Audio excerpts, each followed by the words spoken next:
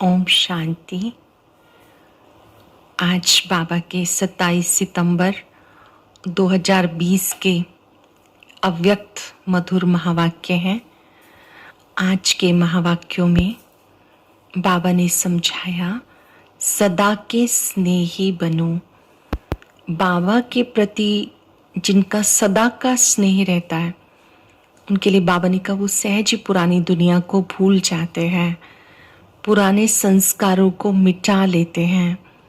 जो सदा स्नेही आत्मा है उसके क्या लक्षण होंगे, दूसरा जो स्नेही आत्मा है उसके लक्षण क्या होंगे, और तीसरे हैं जो कभी कभी निभाने वाले हैं। एक बहुत ही अच्छी बात जो सीखने वाली, पुरुषार्थ को बढ़ाने वाली है, वो है बाबा ने कहा कि जो बच्चे सदा के स्नेही हैं उन्हें कभी भी कोई मेहनत का अनुभव नहीं होगा, मुश्किल का अनुभव नहीं होगा। उन्हें कभी भी मुश्किल नहीं लगेगा बाबा को याद करना, तपस्या करना। साथ साथ ऐसी आत्मा की स्थिति लवलीन स्थिति होती है, और उस लवलीन स्थिति में उनका गायन है, एक बाबा दूसरा ना कोई। ऐसी आत्मा, उनका समय और संकल्प कभी भी माया अपनी ओर नहीं ले सकती है। समझने योग्य बात, अगर हम सदा के स्नेही बनेंगे तो हमारा समय और संकल्प हमेशा सेवा में ही लगेगा, बाबा की याद में ही लगेगा। फिर बाबा ने बाप की दुआएं लेने के लिए कहा कि इसी से आप भरपूरता का अनुभव करेंगे। हर एक आत्मा में हिम्मत, उमंग, उत्साह का संचार करने वाली आप शक्तिशाली आत्मा बने।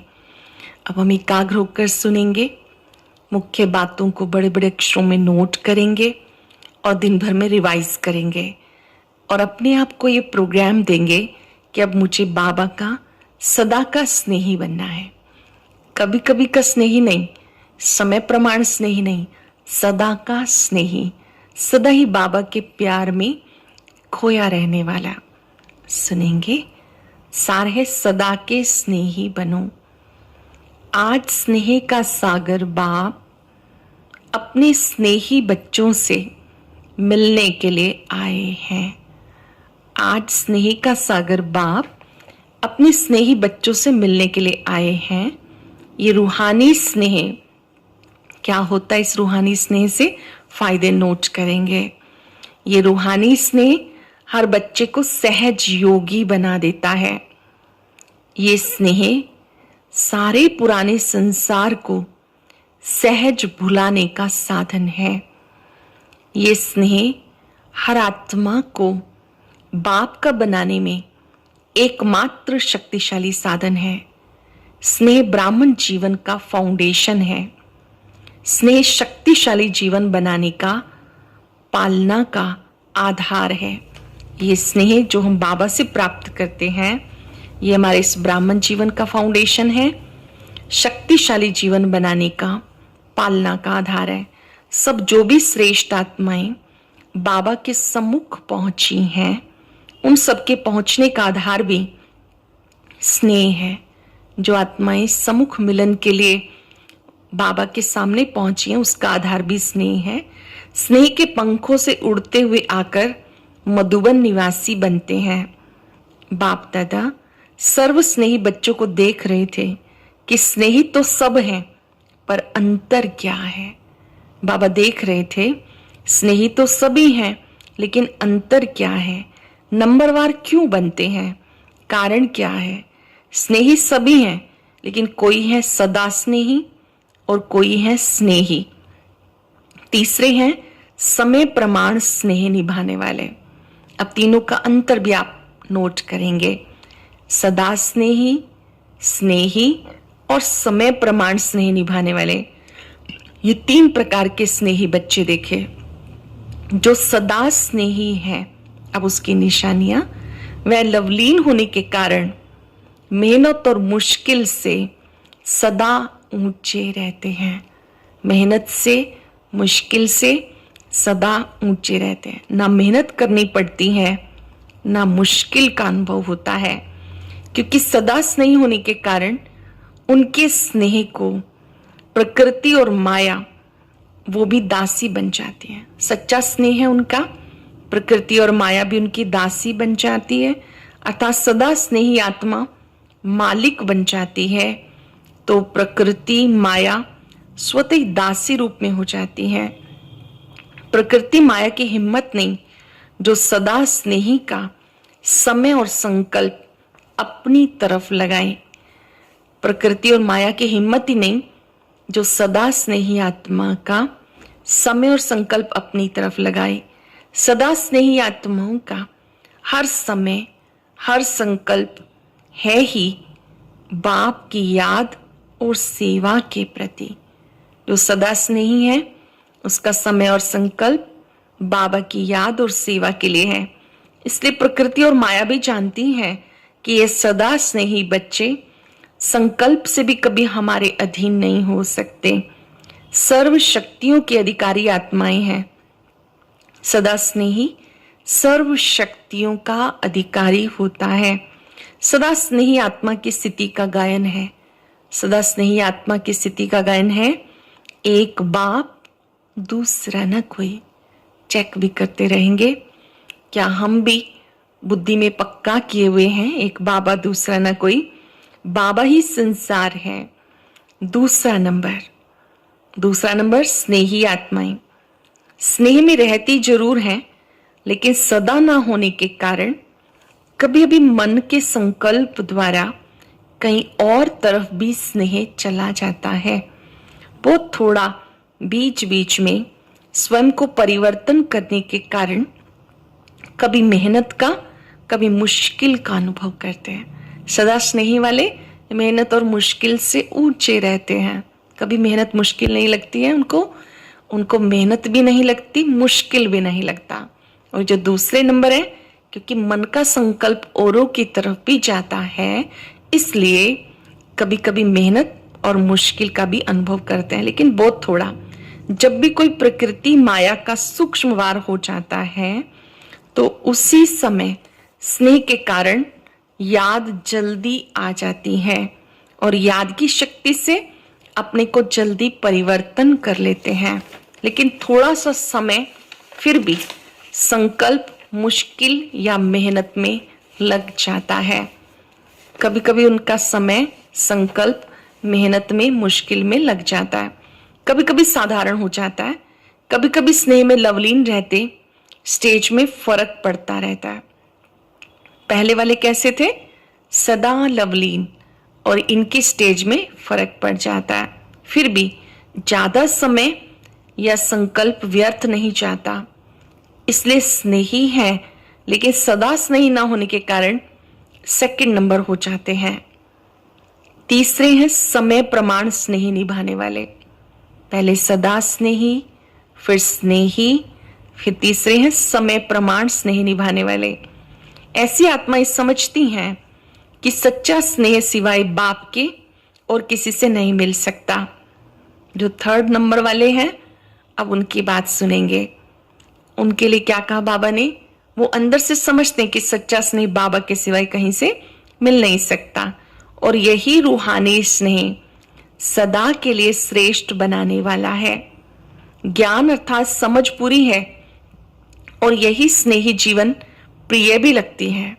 लेकिन कोई अपनी देह के लगाव के कारण, कोई में विशेष पुराना संस्कार या किसी व्यक्ति वस्तु के संस्कार, व्यर्थ संकल्पों के संस्कारवश कंट्रोलिंग पावर न होने के कारण व्यर्थ संकल्पों का बोझ है। ये वाला जो तीसरे नंबर वाली आत्माएं हैं, कहीं कहीं लगाव झुकाव के कारण बोझ, संकल्पों का बोझ अनुभव करती हैं। वह संगठन की शक्ति की कमी होने के कारण संगठन में सफल नहीं हो सकते। संगठन की परिस्थिति स्नेह को समाप्त कर अपनी तरफ खींच लेती है, और कोई सदा ही दिल शिकस्त जल्दी होते हैं। ऐसी आत्माएं दिल शिकस्त जल्दी हो जाती हैं, संगठन में चल नहीं पाती हैं। अभी अभी बहुत अच्छे उड़ते रहेंगे, अभी अभी देखो अपने आप से ही दिल शिकस्त, अभी अभी अच्छी अवस्था, अभी अभी अपने आप से डिसहार्टेड हो जाएंगे। ये स्वयं से दिल शिकस्त होने का संस्कार भी सदा स्नेही बनने नहीं देता। किसी न किसी प्रकार का संस्कार परिस्थिति की तरफ, प्रकृति की तरफ आकर्षित कर देता है। किसी न किसी प्रकार का जो संस्कार है वो प्रकृति माया की तरफ आकर्षित कर देता है, और जब हलचल में आ जाते हैं तो स्नेह का अनुभव होने के कारण, स्नेही जीवन प्रिय लगने के कारण फिर बाबा की याद आ जाती है। फिर इनको याद बाबा की आ जाती है। प्रयत्न करते हैं कि फिर से बाबा के स्नेह में समा जाएं, तो समय प्रमाण, परिस्थिति प्रमाण हलचल में आने के कारण कभी याद करते हैं, कभी युद्ध करते हैं। कभी कभी बाबा को याद करते हैं, कभी कभी युद्ध करते हैं। युद्ध की जीवन ज्यादा होती है और स्नेह में समाने की जीवन उसके अंतर में कम होती है। युद्ध में ज्यादा समय, स्नेह में समाने में कम समय, इसलिए तीसरा नंबर बन जाते हैं। फिर भी विश्व की सर्व आत्माओं से तीसरा नंबर भी अति श्रेष्ठ है। विश्व की सर्व आत्माओं से भी तीसरे नंबर वाला फिर भी श्रेष्ठ है, क्योंकि बाबा को पहचाना, बाबा के बने, ब्राह्मण परिवार के बने। बाबा को पहचाना, बाबा के बने, ब्राह्मण परिवार के बने। ऊंचे से ऊंची ब्राह्मण आत्माएं ब्रह्मा कुमार कुमारी कहलाते, इसलिए दुनिया के अंतर में ये भी श्रेष्ठ आत्माएं हैं, लेकिन संपूर्णता के अंतर में तीसरा नंबर है। वैसे तो ये भी श्रेष्ठ आत्माएं हैं जिन्हें स्नेह का अनुभव होता है, जो बाबा को बीच बीच में याद करती हैं, प्रकृति और माया को भी समझ जाती है कि उनका वार हो रहा है। ऐसी आत्माएं दुनिया के हिसाब से अति श्रेष्ठ हैं, बट संपूर्णता के हिसाब से तीसरा नंबर। तो स्नेही सभी हैं, लेकिन नंबरवार हैं, क्योंकि इनकी बात क्या है कि ये बीच बीच में याद करती हैं, बीच बीच में युद्ध करती हैं। निश्चय पक्का है कि सच्चा स्नेह बाबा का है, शक्ति देने वाला बाबा है, लेकिन फिर युद्ध में भी चले जाते हैं। नंबर 1, सदा स्नेही आत्माएं सदा कमल पुष्प समान न्यारी, बाबा की अति प्यारी हैं। जो पहला नंबर वाली हैं वो न्यारी और बाबा की प्यारी हैं। स्नेही आत्माएं न्यारी हैं, प्यारी हैं, लेकिन बाप समान शक्तिशाली विजयी नहीं है। सदा स्नेही कैसे हैं? कमल पुष्प समान न्यारे प्यारे। और जो स्नेही है वो न्यारे प्यारे तो हैं, लेकिन बाबा के समान सदा शक्तिशाली नहीं है, लवलीन नहीं है, लेकिन स्नेही हैं। उनका विशेष स्लोगन है, तुम्हारे हैं तुम्हारे रहेंगे। जो सेकंड नंबर है उनका स्लोगन क्या है? तुम्हारे थे तुम्हारे हैं तुम्हारे ही रहेंगे। सदा ये गीत गाते रहते हैं।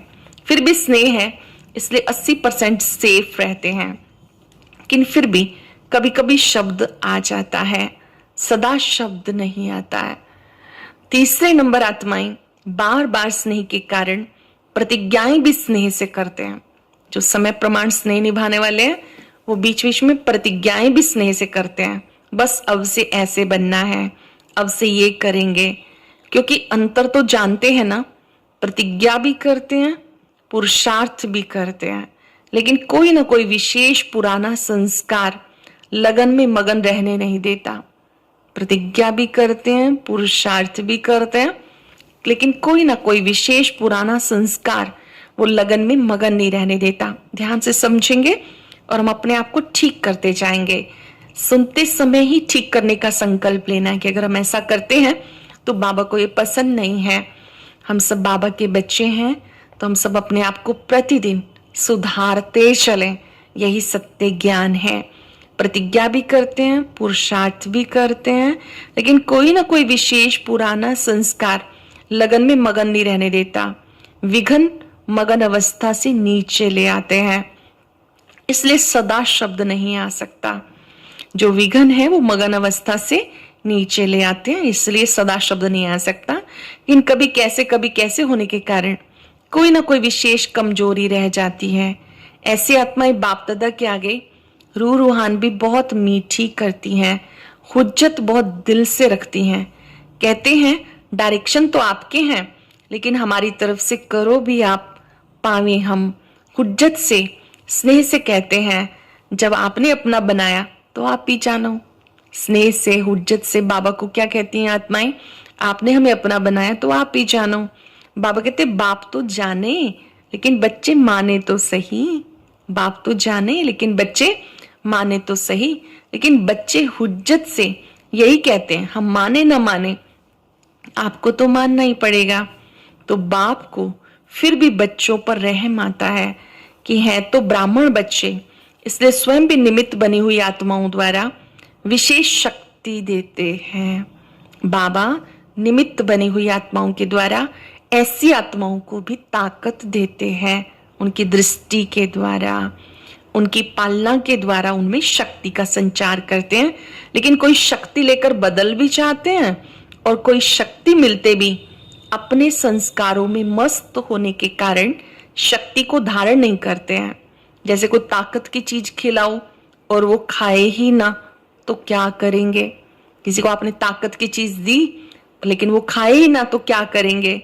बाबा विशेष शक्ति देते भी हैं और कोई कोई धीरे धीरे शक्तिशाली बनते जाते हैं, तीसरे नंबर से दूसरे नंबर में भी आ जाते हैं। लेकिन कोई कोई बहुत अलबेले होने के कारण जितना लेना चाहिए उतना नहीं ले पाते। ध्यान देंगे हम बाबा की बात पर। अलबेलापन होने के कारण, केयरलेस होने के कारण जितना लेना चाहिए नहीं ले पाते। तीनों प्रकार के स्नेही बच्चे हैं। टाइटल सबका स्नेही बच्चे हैं लेकिन नंबरवार है। बाबा ने का टाइटल तो सबका स्नेही बच्चे लेकिन नंबरवार है। आज जर्मनी वालों का टर्न है। बाबा के सामने जर्मनी वाले भाई बहने बैठे हुए थे। सारा ही ग्रुप नंबर 1 है। नंबर 1 समीप रतन है, क्योंकि जो समान होते हैं वही समीप रहते हैं। शरीर से भले कितने भी दूर हों, दिल से इतने नजदीक हैं जो रहते ही दिल में हो। स्वयं बाप के दिल तख्त पर रहते हैं। उनके दिल में स्वतः बाबा के सिवाय और कोई नहीं, क्योंकि ब्राह्मण जीवन में बाप ने दिल का ही सौदा किया है। इस ब्राह्मण जीवन में हमने दिल का ही सौदा किया है। क्या सौदा है वो? दिल ली है और दिल दी है। अपना दिल बाबा को दिया है, बाबा को अपने दिल में बिठाया। स्वयं हम बाबा के दिल में दिल का सौदा किया ना। दिल से बाप के साथ रहते हो। शरीर से कोई कहाँ रहते हैं। सबको यहाँ रखें तो कैसे बैठेंगे? सबको तो यहाँ नहीं बिठा सकते। भले कोई कहाँ है कोई कहाँ, लेकिन सौदा तो दिल का किया है। सेवा के लिए तो मधुबन में साथ रहने वालों को भी बाहर भेजना पड़ा, नहीं तो विश्व की सेवा कैसे होती। बाप से भी प्यार है तो सेवा से भी प्यार है। इसलिए ड्रामानुसार भिन्न भिन्न स्थानों पर सेवा हुई और वहां सेवा के निमित्त बन गए। तो ये भी ड्रामा में पार्ट नूंधा हुआ है। अपने हमजिन्स की सेवा के निमित्त बन गए। जर्मनी वाले सदा खुश रहने वाले हैं ना। जब बाबा से सदा का वर्षा इतना सहज मिल रहा है तो सदा को छोड़ थोड़े से में कभी कभी का क्यों लेते हो? बाबा से सदा का वर्षा मिल रहा है तो थोड़ा थोड़ा क्यों लेते हो? दाता दे रहा है तो लेने वाले कम क्यों लें? इसलिए सदा खुशी के झूले में झूलते रहो। बाबा कहाँ दिखना चाहते हैं हमें? कि हम सदा खुशी के झूले में झूलते रहें। सदा माया जीत, प्रकृति जीत, विजयी बन, विजय का नगाड़ा विश्व के आगे जोर शोर से बजाओ। आजकल की आत्माएं विनाशी साधनों से या तो बहुत मस्त नशे में चूर हैं या दुख अशांति से थके हुए हैं। ऐसे गहरी नींद में सोए हुए हैं जो छोटा आवाज सुनाने वाले नहीं हैं, सुनने वाले नहीं हैं। इतनी गहरी अज्ञान नींद में सोए हैं अशांति से थक कर कि आवाज सुनने वाले नहीं हैं। नशे में जो चूर होता है उसको हिलाना पड़ता है। गहरी नींद वाले को भी हिलाना पड़ता है, उठाना पड़ता है। तो हेमबर्ग वाले क्या कर रहे हैं? अच्छा ही शक्तिशाली ग्रुप है जो बाबा के सामने बैठा है। अच्छा शक्तिशाली ग्रुप है और अब बाबा बता रहे हैं निमित्त भले कोई एक देश बैठा होता है पर बाबा सभी से बात कर रहे हैं। अब शक्तिशाली बनने का मंत्र मिल रहा है कि कैसे हम सदा शक्तिशाली रह सकते हैं। हमें बाबा से वायदा भी करना है कि हम आपके बने हैं तो अब हम शक्तिशाली बनकर रहेंगे। सभी को बाप और पढ़ाई से प्यार है ना। बाप और पढ़ाई से प्रीत अच्छी है ना। जिनकी पढ़ाई से प्रीत है वो सदा शक्तिशाली रहते हैं। जिनको बाबा की पढ़ाई से प्यार है, पढ़ाई से प्यार माना चारों ही सब्जेक्ट पे अटेंशन, ज्ञान, योग, धारणा, सेवा, जिनकी चारों सब्जेक्ट से प्रीत है वो शक्तिशाली रहते हैं। ऐसा नहीं कि केवल हम मुरली सुने, नहीं, योग भी करना है, साथ साथ धारणा भी जीवन में करनी है और सेवा में भी सहयोगी बनना है, तन मन धन से सहयोगी बनना है। तो जिनकी पढ़ाई से प्रीत है वो सदा शक्तिशाली रहते हैं। बाप अर्थात मुरलीधर से प्रीत, माना मुरली से प्रीत, मुरली से प्रीत नहीं तो मुरलीधर से प्रीत नहीं। कितना भी कोई कहे कि मुझे बाबा से प्यार है, लेकिन पढ़ाई के लिए टाइम नहीं, बाप नहीं मानते हैं। कोई कहे मुझे बाबा से तो बहुत प्यार है, लेकिन पढ़ाई के लिए टाइम नहीं, मुरली सुनने के लिए टाइम नहीं, योग के लिए टाइम नहीं, सेवा के लिए टाइम नहीं, बाबा उस प्यार को नहीं मानते हैं। बाप कहते हैं जहां लगन होती है वहां कोई विघ्न ठहर ही नहीं सकता, स्वतः ही समाप्त हो जाएंगे। पढ़ाई की प्रीत, मुरली से प्रीत वाले विघ्नों को सहज पार कर लेते हैं। जिनकी पढ़ाई से प्रीत है, मुरली से प्रीत है, वो विघ्नों को सहज पार कर लेते हैं। उड़ती कला द्वारा स्वयं ऊंचे हो जाते हैं, विघ्न नीचे रह जाते हैं। उड़ती कला वाले के लिए पहाड़ भी पत्थर समान है। पढ़ाई से प्रीत रखने वालों के लिए बहाना कोई नहीं होता है। जिनको पढ़ाई से प्रीत है वो कोई बहाना नहीं देंगे। प्रीत मुश्किल को सहज कर देती है। एक मुरली से प्यार, पढ़ाई से प्यार, परिवार का प्यार किला बन जाता है, ये सुरक्षा कवच बन जाता है। बाबा की मुरली भी हमें बीच बीच में बाबा की सावधानियां मिल जाती हैं। परिवार से मिलते हैं तो परिवार भी सपोर्ट करता है, तो मुरली से प्यार, परिवार से प्यार, ये भी किला बन जाता है। किले में रहने वाले सेफ हो जाते हैं। इस ग्रुप को ये दोनों विशेषताएं आगे बढ़ा रही हैं। पढ़ाई और परिवार से प्यार होने के कारण एक दो को प्यार के प्रभाव से समीप बना देते हैं। फिर निमित्त आत्मा भी प्यार वाली मिली है। पुष्पाल दादी जी, उनकी विशेषता बाबा बता रहे हैं कि ये भी सबको स्नेह देने वाली, स्नेह से पालना देने वाली है। स्नेह भाषा को भी नहीं देखता। स्नेह की भाषा सब भाषाओं से श्रेष्ठ है। सब उन्हें याद कर रहे हैं, बाप दादा को भी याद है। अच्छा ही प्रत्यक्ष प्रमाण देख रहे हैं। सेवा की वृद्धि हो रही है। जितना वृद्धि करते रहेंगे उतना महान पुण्य आत्मा का फल, सबकी आशीर्वाद प्राप्त होती है। पुण्य आत्मा ही पूज्य आत्मा बनती है। अभी पुण्य आत्मा नहीं तो भविष्य में पूज्य आत्मा नहीं बन सकते। पुण्य आत्मा बनना भी जरूरी है। अच्छा, मीठे मीठे सिक्के लदे बच्चों प्रति माता पिता बाप दादा का याद प्यार, गुड मॉर्निंग। रूहानी बाप की रूहानी बच्चों को नमस्ते। रूहानी बच्चों की रूहानी बाप दादा को नमस्ते, गुड मॉर्निंग। शुक्रिया बाबा, शुक्रिया। आज की मुरली में खास बात कौन सी कही बाबा ने, एक बार रिवाइज कर लेंगे। सदा के स्नेही बनने की बात कही। बाबा के पास 3 प्रकार के बच्चे हैं, सदा स्नेही, स्नेही और समय प्रमाण स्नेह निभाने वाले। जिन्हें पढ़ाई से प्यार है, बाबा से प्यार है, वो सहज ही मायाजीत बन जाते हैं। अब आज का वरदान, हर आत्मा को हिम्मत उल्लास दिलाने वाले रहम दिल विश्व कल्याणकारी भव। हर आत्मा को हिम्मत उल्लास दिलाने वाले रहम दिल विश्व कल्याणकारी भव। कभी भी ब्राह्मण परिवार में किसी कमजोर आत्मा को तुम कमजोर हो ऐसा नहीं कहना। आप रहमदिल विश्व कल्याणकारी बच्चों के मुख से सदा हरेक के प्रति शुभ बोल निकलने चाहिए, दिल शिकस्त बनाने वाले नहीं। चाहे कोई कितना भी कमजोर हो, उसे इशारा या शिक्षा भी देनी हो तो पहले समर्थ बनाकर फिर शिक्षा दो।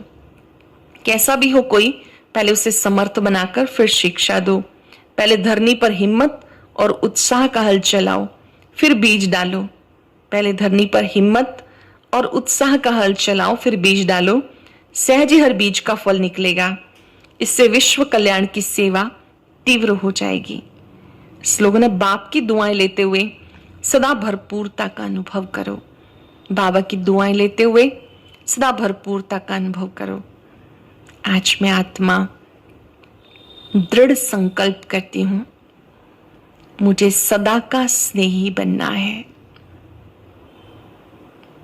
स्नेह सागर की संतान मैं आत्मा भी सदा स्नेही हूं।